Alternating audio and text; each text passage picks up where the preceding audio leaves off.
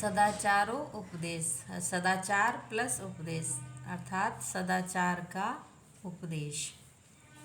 सद प्लस आचार। सत माने अच्छा, आचार आचरण। तो अच्छे आचरण के उपदेश हैं कि अच्छा आचरण करेंगे तो जीवन भी अच्छा होगा। तो उसके लिए क्या क्या करना है इस पाठ में बताया गया है। संगच्छध्वं संवदध्वं संभो मनांसि जानताम् देवाभागं यथा पूर्वे संजनानाम उपासते। संगच्छध्वं साथ साथ चलें, संवदध्वं साथ साथ बोले। गुरु और शिष्य, गुरु अपने शिष्यों को उपदेश देते हुए कहते हैं कि हम एक दूसरे के साथ मिलकर चलना है। संगच्छध्वं साथ साथ मिलकर चलें, संवदध्वं मिलकर बोलें, अर्थात एक दूसरे का कल्याण हो वैसी ही बात बोलें। संभो मनांसि जानताम, और साथ साथ सबके मन को जाने, अर्थात सबका भला हो वैसा ही कार्य करें, वैसा ही सोचें। देवा भागम यथा पूर्वे संजनानाम उपासते। देवा भागम देवता लोग, भागम भाग को, यथा जैसे कि, पूर्वे पूर्व में, देवता जैसे कि पहले से देवता लोग, संजना नाम ज्ञान पूर्वक, उपासते उपासना करते थे। जैसे कि पहले के लोग, हमारे पूर्वज देवता लोग जैसे ज्ञान पूर्वक कार्य करते थे और अपने अपने हिस्सा प्राप्त करते थे, वैसे ही हमको भी करना चाहिए। कुर्वन् एव एह कर्माणि जिजीविषे इच्छितं समाः एवं त्वयि नान्यथो अस्ति न कर्म लिप्यते नरे। तो इस श्लोक में बताया गया है कि हमको पूरे जीवन कार्य करते हुए ही 100 साल तक जीने की इच्छा रखनी चाहिए। अर्थात जब तक हम जिए हमारे हाथ पैर अच्छे से सलामत रहें और चलते रहें, ताकि हम कार्य करते रहें, क्योंकि इस संसार में कार्य ही करने आए हैं, तो किसी के ऊपर निर्भर नहीं रहना है। और ऐसी इच्छा करें कि हम हमेशा स्वस्थ रहें और कार्य करते ही रहें और कार्य करते करते ही इस संसार से विदा लें। कुर्वन् एव एह कर्माणि, यह इस संसार में कुर्वन् करते हुए, कर्माणि कार्यों को, जिजीविषेत जीने की इच्छा, जिजीविषा जीने की इच्छा, इच्छितम करनी चाहिए, समाह जिजीविषेत शतम समाह, शतम माने 100, कि हमें इस संसार में कार्य करते हुए ही 100 साल तक जीने की इच्छा करनी चाहिए। एवं त्वयि न अन्यथो अस्ति न कर्म लिप्यते नरे। एवं त्वयि न अन्यथो अस्ति, एवं इस प्रकार त्वयि तेरे लिए, न अन्यथो अस्ति कि बिना कार्य के तो जीवन चलता ही नहीं है। तो और कैसे करना है कि हमको अपना प्रत्येक कार्य को अपना कर्तव्य समझ के करना है। न कर्म लिप्यते नरे, और इस प्रकार से आपको कर्म का दोष भी नहीं लगेगा। मनुष्य को इस कर्तव्य समझकर कार्य करने पर वो कर्म बंधन से मुक्त रहेगा। मधुवन में निष्क्रमणम मधुमन में परायणम वाचा बदामी मधुमत भूयांसम मधु सदृशः।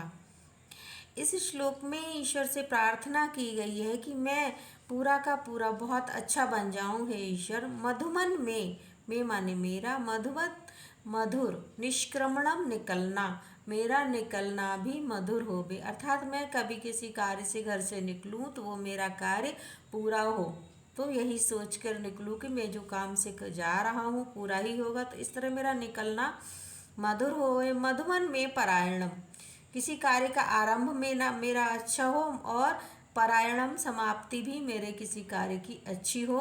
वाचा बदामी मधुमत, और जो मैं वाचा वाणी को बदामी बोलता हूँ, मधुमत वो भी मधुर हो बे, मेरी वाणी मधुर हुए। भूयांसम मधु सदृशा, भूयांसम हो जाऊँ, मधु सदृशा शहद के जैसा मीठा ही मैं हो जाऊँ, अर्थात मैं बहुत अच्छा बन जाऊँ कि लोग मुझे अच्छा समझें और मैं अच्छा सच में बन भी जाऊँ। आचारात लभते ही आयु, आचारात् लभते श्रियम् आचारात् कीर्तिम आपनोति पुरुषः प्रेत्य चेह च। आचारात सदाचार से, इसमें सदाचार की महिमा बताई है कि सदाचार से व्यक्ति को क्या क्या प्राप्त हो सकता है। आचारात सदाचार से लभते प्राप्त करता है ही आयु लंबी आयु, निश्चित ही लंबी आयु व्यक्ति प्राप्त करता है। आचारात लभते श्रियम सदाचार से ही श्री माने धन लक्ष्मी संपत्ति आदि प्राप्त होती है। सदाचार से ही धन लक्ष्मी भी प्राप्त होती है, संपत्ति सुविधाएं जो कुछ भी हैं सब प्राप्त होती हैं। आचारात कीर्तिम आपनोति और सदाचार से ही यश प्राप्त करता है पुरुष प्रेत्य चेह चा चा इह चा कि परलोक में भी और इह चा इस लोक में भी, कि सदाचार से लंबी आयु प्राप्त होती है मनुष्य को, सदाचार से ही धन संपदा प्राप्त होती है, सदाचार से ही कीर्ति प्राप्त करता है इस लोक में और परलोक में भी। ये नास्तिका निष्क्रियाश्च गुरु शास्त्र अतिलंघिना अधर्मज्ञा दुराचारस्ते भवन्ति गतायुषः। ये जो व्यक्ति नास्तिका नास्तिक हैं, ईश्वर को ना मानने वाले हैं, निष्क्रियाश्च च निष्क्रिया और जो निष्क्रिय हैं, आलसी हैं, बिना कुछ कार्य करते हुए पड़े रहते हैं। गुरु शास्त्रातिलंघिना गुरु और शास्त्रों का उल्लंघन करने वाले हैं। अधर्मज्ञ अधर्मी हैं, दुराचारः ते दुराचारी हैं, ते वे सब भवन्ति गतायुषः भवन्ति होते हैं गतायुषः कम आयु वाले। कि जो व्यक्ति नास्तिक हैं, निष्क्रिय हैं, आलसी हैं, गुरुओं का और शास्त्रों का निरादर करने वाले हैं, अधर्मी हैं, दुराचारी हैं, वे अल्पायु होते हैं। ब्राह्मे मुहूर्ते बुद्धेत धर्मार्थौ च अनुचिन्तयेत उत्थाय आचम्य तिष्ठेत पूर्वां संध्यां कृतांजलि। ब्राह्मे मुहूर्ते उत्थाय कि ब्राह्मे मुहूर्ते बुद्धेत, ब्राह्मे सुबह के समय ब्रह्म मुहूर्त में बुद्धेत उठ करके ब्रह्म मुहूर्त में उठ करके धर्म अर्थौ च अनुचिन्तयेत धर्म और धन का चिंतन करना चाहिए, अर्थात जो भी चिंतन करना है हमें अकेले में ही करना चाहिए। उत्थाय आचम्य उठ करके आचमन करके तिष्ठेत बैठे पूर्वाम संध्याम कृतांजलि और संध्या वंदन अंजलि हाथ जोड़कर ईश्वर की उपासना करे। क्यों ब्राह्म मुहूर्त में उठ करके क्या क्या कार्य करने चाहिए। ब्राह्म मुहूर्त में सुबह सुबह उठ करके धर्म और धन का चिंतन करे, उठ करके आचमन करके हाथ जोड़ करके ईश्वर की प्रार्थना करे। अक्रोधनः सत्यवादी भूतानां अविहिंसकः अनसूयश्च आजुम्मश्च शतं वर्षाणि जीवति। कि किस प्रकार के व्यक्ति की आयु लंबी होती है यह इस श्लोक में बताया गया। कि अक्रोधना जो क्रोध नहीं करता है अर्थात क्रोधी नहीं है, सत्यवादी सत्य बोलने वाला है, भूतानाम विहिंसकः भूतानाम प्राणियों पर सभी प्राणियों पर अविहिंसक हिंसा ना करने वाला है, प्राणियों पर दयालु है, प्राणियों पर दया करने वाला है। अनुसूयश्च और ईर्ष्या ना करने वाला है, आजिम्मा से और टेढ़ा नहीं है जो, अर्थात जो सरल है, व्यवहार से आचरण से सरल है, ऐसा व्यक्ति शतम वर्षाणी जीवति 100 वर्षाणी वर्षों तक जीवित रहता है। कि जो क्रोध नहीं करता, सच बोलता है, सभी प्राणियों पर दयालु है, ईर्ष्या नहीं करता है, सरल है, ऐसा व्यक्ति 100 साल तक जीवित रहता है। अकीर्तिम विनयो हंति अनर्थम पराक्रमा हंति नित्यम क्षमा क्रोधम आचारो हंति अलक्षणम। कि विनय से अपकीर्ति दूर होती है,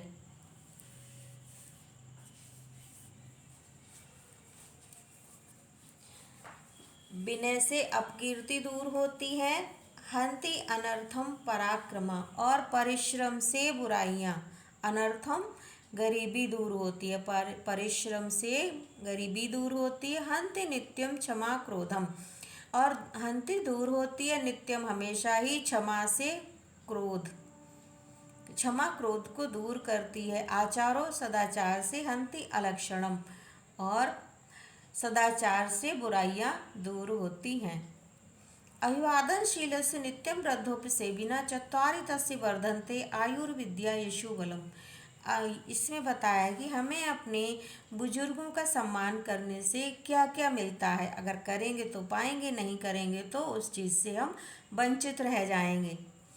अभिवादनशीलस्य, जो व्यक्ति अभिवादनशील है अर्थात बड़े लोगों को प्रणाम करने वाला है, प्रणाम चाहे जैसे भी हो, चाहे पैर छू के, चाहे हाथ जोड़ के नमस्ते, जैसी भी जिस के हिसाब से है। तो जो व्यक्ति अभिवादनशील है, नित्यम हमेशा ही, वृद्धोपसेविना, बुजुर्गों को की सेवा करने वाला है, उनके पास बैठने वाला है, उनसे ज्ञान प्राप्त करने वाला है, उनका आदर सम्मान करने वाला है, तो ऐसे व्यक्ति की चत्वारी तस्य वर्धन्ते, चार चीज़ें उसकी वर्धन्ते बढ़ती हैं। आयु, विद्या, यशो बलम। नंबर 1 आयु, नंबर 2 विद्या, नंबर 3 यश, और नंबर 4 शक्ति। तो क्यों, जब वो लोग आशीर्वाद देती हैं तो उनका बोलना सच होता है। तो सच तो सभी होता है, आशीर्वाद भी सच होता है, और कोई बुरा बोले, शाप दे, वो भी सच होगा। तो हमें अधिक से अधिक आशीर्वाद इकट्ठे करने हैं। तो जब वो आशीर्वाद देंगे तो हमें निश्चित ही आयु, विद्या, यश और शक्ति हमारी बढ़ेगी ही बढ़ेगी। कि अभिवादनशील व्यक्ति जो है और हमेशा बड़े बुजुर्गों का सेवा और सम्मान करने वाला है, उस व्यक्ति की चार चीज़ें बढ़ती हैं, आयु, विद्या, यश और बल।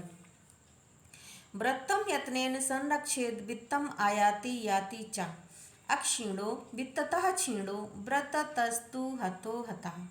वृत्तम यत्नेन, वृत्तम माने चरित्र, कि यत्नेन यत्न पूर्वक संरक्षण करना चाहिए, अर्थात चरित्र की प्रयत्न पूर्वक रक्षा करनी चाहिए। वित्तम धन, आयाति याति च, धन तो आता है और चला जाता है, कि हमें धन के लालच में अपने आचरण को खराब नहीं करना चाहिए, क्योंकि धन तो आता है और चला जाता है।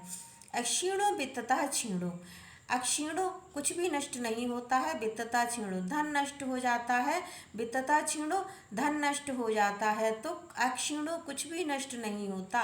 व्रततस्तु हतो हता, अगर चरित्र नष्ट होता है तो व्यक्ति हतो हता, मृत्यु के समान हो जाता है। सत्येन रक्ष्यते धर्मो, विद्या योगेन रक्ष्यते, मृजया रक्ष्यते रूपम, कुलम व्रतेन रक्ष्यते।